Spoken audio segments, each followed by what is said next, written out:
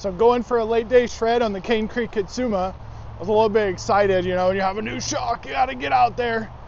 The lighting may be pretty bad, but interesting note, I had a pretty miserable experience with the 2026 X2 on the Status, but I did discover that somehow I enjoy suffering on an Amish bike because I'm going so slow.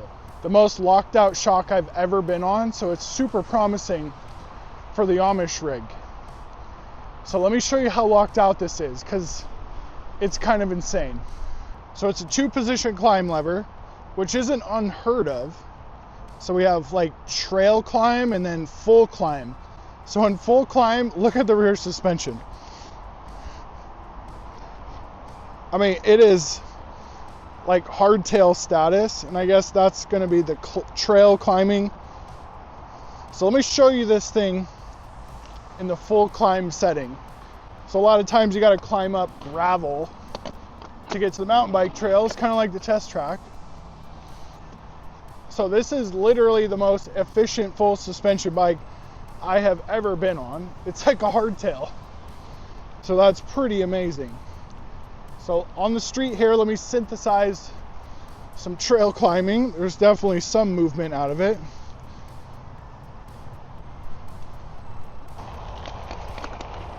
So does it have the support needed for the Specialized bike is the question.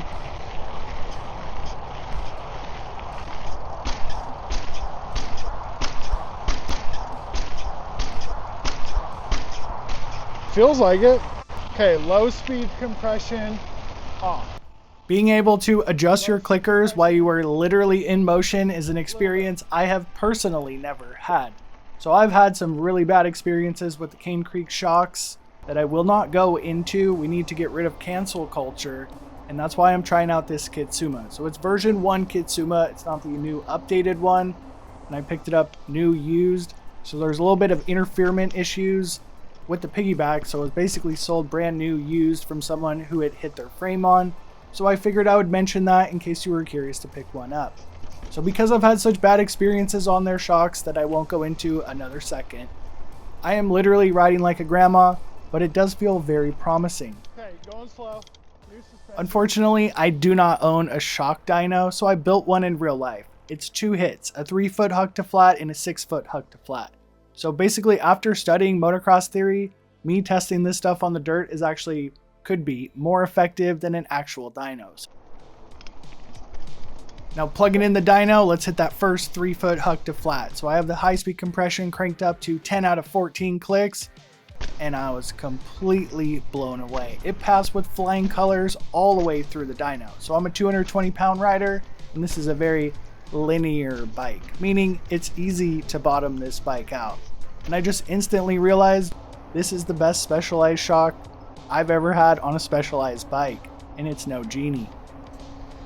Why this shock is the best Specialized shock ever made? It has such a massive range of absolutely every adjustment you could ever want. Fully locked out suspension on the fire road.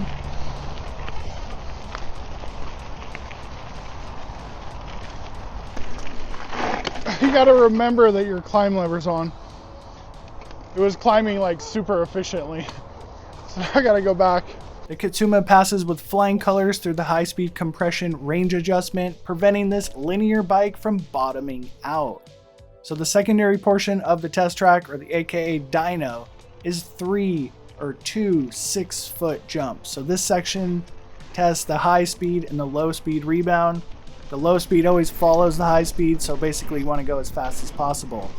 I have it all set up on the slow side, and it once again passes with flying colors with a massive range and no buck. Trail climb lever. Even though the ground is super smooth, it's about locked out as most shocks get. Now there is a massive range of adjustments that can really dial in your Specialized bike, but it's not all rosy. You can get the rebound slow enough for your heavy weight, but you may get lost in these clickers. So you gotta click this video on your screen to get a better understanding of suspension before you dive into this massive mess of clickers.